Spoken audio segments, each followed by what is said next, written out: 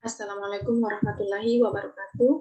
Perkenalkan, nama saya Anibisi Anissa dari kelas KHTE NIM L1312010.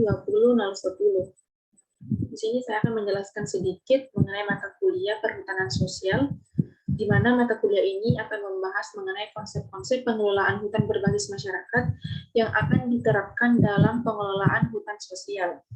Adapun item yang diterapkan yang terdapat pada mata kuliah perhutanan sosial ini, yang pertama, konsep dan prinsip. Konsep dan prinsip yang diterapkan dalam pengelolaan hutan berbasis masyarakat ini harus secara logis, kritis, sistematis, dan inovatif. Sehingga ketika dalam merancang, melaksanakan ataupun mengevaluasi pengelolaan hutan itu bisa dilakukan pengelolaan hutan sosial itu bisa dilakukan secara mandiri maupun berkelompok. Kemudian yang kedua adalah simulasi, di mana hal ini diterapkan agar konsep-konsep pengelolaan hutan berbasis masyarakat ini dalam pengelolaan hutan sosial secara mandiri dan berkelompok dapat dilakukan dengan penuh tanggung jawab mengacu pada teori dan regulasi pengelolaan hutan. Kemudian yang ketiga adalah studi kasus. Diharapkan pada studi kasus ini mahasiswa mampu menyelesaikan permasalahan pengelolaan hutan secara sosial secara tepat dengan penerapan konsep-konsep pengelolaan hutan berbasis masyarakat.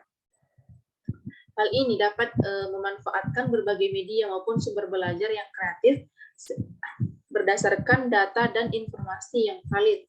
Kemudian yang keempat adalah implementasi atau pengaplikasian konsep-konsep pengelolaan hutan berbasis masyarakat dalam kehidupan sehari-hari, khususnya dalam pengelolaan hutan sosial berbasis KPH dan pengembangan hutan adat dengan memanfaatkan teknologi informasi dan komunikasi, baik dilakukan secara mandiri maupun bekerja sama.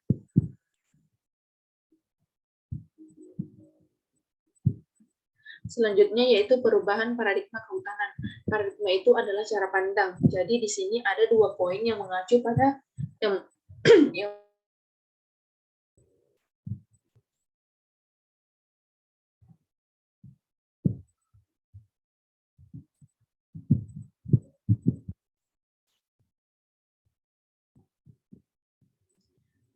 ya, selanjutnya yaitu perubahan paradigma kehutanan. Paradigma sama saja halnya dengan cara pandang. Nah, adapun perubahan paradigma kehutanan di sini terdapat 2 poin. Yang pertama, sumber daya hutan harus dikelola untuk menghasilkan produk majemuk berbasis proses produksi ekosistem untuk memenuhi kebutuhan manusia yang juga majemuk. Sebelumnya, perlu kita review kembali bahwa hutan adalah suatu hamparan lahan yang mana dipenuhi oleh flora dan fauna yang didominasi oleh pepohonan.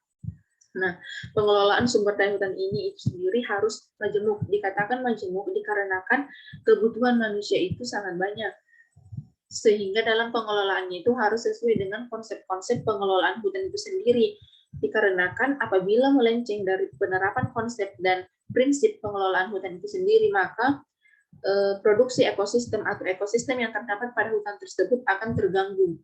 Kemudian yang kedua adalah diperlukan arahan ilmu pengurusan hutan dengan indikator pencapaian efisiensi yang komprehensif dan integratif. Mengapa perlunya ilmu pengurusan hutan? Dikarenakan dengan demikian kita mampu mengetahui bagaimana mengelola hutan, memanfaatkan hasil hutan dengan baik. Karena biasanya pengelolaan hutan itu sendiri tidak berpacu atau tidak berpatokan dengan konsep dan prinsip yang telah ditentukan, sehingga biasanya banyak timbul masalah hutan seperti degradasi hutan, deforestasi, ataupun konflik antara masyarakat hutan yang tinggal di sekitar hutan dengan pemerintah. Selanjutnya yaitu perhutanan sosial dalam perspektif manajemen hutan. Yang pertama ada hutan. Hutan ini dimanfaatkan secara majemuk untuk mencapai kelestarian. Nah, kelestarian hutan itu sendiri terdiri dari 3 item. Yang pertama yaitu luas, kemudian yang kedua adalah volume, dan yang ketiga adalah value atau nilai. Jadi, apabila hutan itu sendiri tidak memiliki ketiga item ini atau salah satu dari item ini berkurang dari yang semestinya, maka hutan tersebut tidak dapat dikatakan lestari karena tiga item ini saling berhubungan satu sama lain. Kemudian yang kedua itu ada manusia. Kebutuhan manusia itu sangat banyak. Nah, untuk mencapai kebutuhan manusia itu dikatakan sejahtera apabila dalam kepengurusan dan pemanfaatannya itu bisa memastikan hutan ini tetap lestari. Hutan lestari, maka apabila hutan lestari, maka kebutuhan manusia itu akan terpenuhi. Dengan demikian bisa dikatakan bahwa manusia itu sejahtera. Nah, dalam pengurusan dan pemanfaatan manajemen hutan ini diperlukan pemikiran komprehensif dan utuh dalam pengelolaan berbasis paradigma social forestry.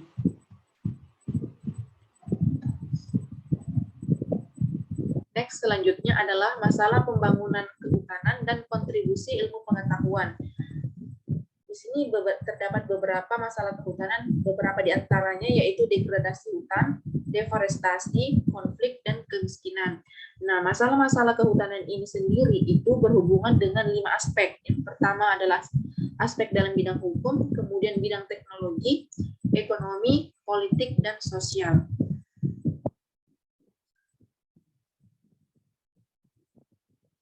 Kemudian kehutanan masyarakat, pergeseran paradigma kehutanan itu bisa dilihat dari beberapa item yang telah saya tampilkan. Yang pertama ada di mana yang awalnya bekerja untuk kepentingan Departemen Kehutanan berubah menjadi bekerja untuk kepentingan masyarakat pedesaan. Kemudian paradigma manajemen hutan menjadi penyuluhan kehutanan.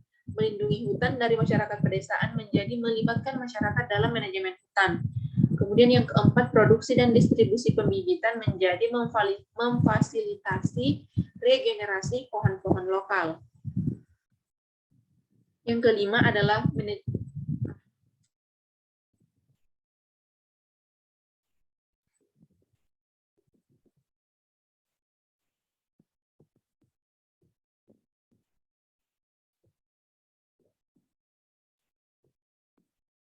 next, tadi ada masalah teknis. Selanjutnya yaitu pergeseran paradigma kehutanan, di mana awalnya manajemen tanaman menjadi manajemen keseluruhan biomas hutan.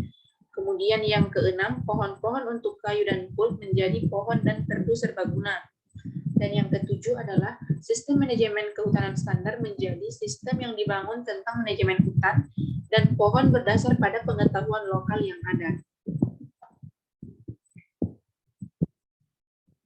Nah, kemudian yang terakhir yaitu integrasi perspektif sosial dalam manajemen hutan berbasis pemberdayaan masyarakat. Hutan itu bisa dikatakan sebagai satu kesatuan ekosistem majemuk. Nah, untuk mencapai pengelolaan hutan lestari itu mencakup 3 pengelolaan. Yang pertama, pengelolaan secara sosial, kemudian yang kedua, kelola lingkungan, dan yang ketiga adalah kelola ekonomi. Kelola sosial ini sendiri berhubungan langsung dengan penguatan akses legal masyarakat. Bisa dikatakan bahwa seperti yang kita ketahui bahwa masyarakat itu masih banyak yang tinggal di wilayah hutan. Karena kenapa? Masyarakat itu masih menjadikan hasil hutan itu sebagai mata pencaharian mereka. Sedangkan di satu sisi, pemerintah itu sendiri biasanya membatasi atau tidak memberikan akses kepada masyarakat untuk mengelola hutan itu, sehingga biasanya terjadi konflik antara masyarakat sekitar hutan dengan pemerintah. Kemudian yang kedua itu adalah kelola lingkungan, bagaimana pengelolaan lingkungan.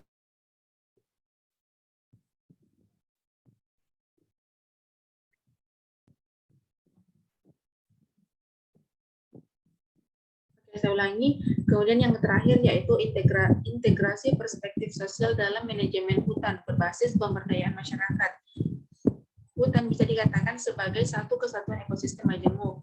Untuk mencapai pengelolaan hutan lestari mencakup 3 hal. Yang pertama adalah pengelolaan sosial, pengelolaan lingkungan, dengan pengelolaan ekonomi. Nah, untuk pengelolaan sosial sendiri itu berhubungan langsung dengan penguatan akses legal masyarakat. Karena biasanya masyarakat itu, sebagian besar masyarakat itu masih memanfaatkan hasil hutan sebagai mata pencaharian mereka. Dan di satu sisi pemerintah biasanya memberikan batasan kepada masyarakat untuk tidak masuk ke wilayah hutan itu, sehingga terjadi konflik antara pemerintah dengan masyarakat sekitar hutan. Kemudian yang kedua adalah pengelolaan lingkungan. Bagaimana pengelolaan hutan itu sendiri agar bisa berpatokan dengan konsep dan prinsip pengelolaan hutan berbasis masyarakat. Kemudian yang ketiga adalah pengelolaan ekonomi. Di sini adalah memanfaatkan hasil hutan, baik yang berupa kayu ataupun bukan kayu, untuk dijadikan suatu usaha dalam kehutanan. Nah, untuk mencapai pengelolaan perhutanan sosial, ketiga aspek ini harus berhubungan erat, karena ketiga aspek ini itu saling ketergantungan. Maka dengan ketiga aspek ini, dengan ketiga pengelolaan hutan lestari ini, pengelolaan perhutanan sosial itu bisa menciptakan kesejahteraan bagi masyarakat. Demikian yang dapat saya sampaikan mengenai mata kuliah atau gambaran mata kuliah perhutanan sosial. Sekian dan terima kasih.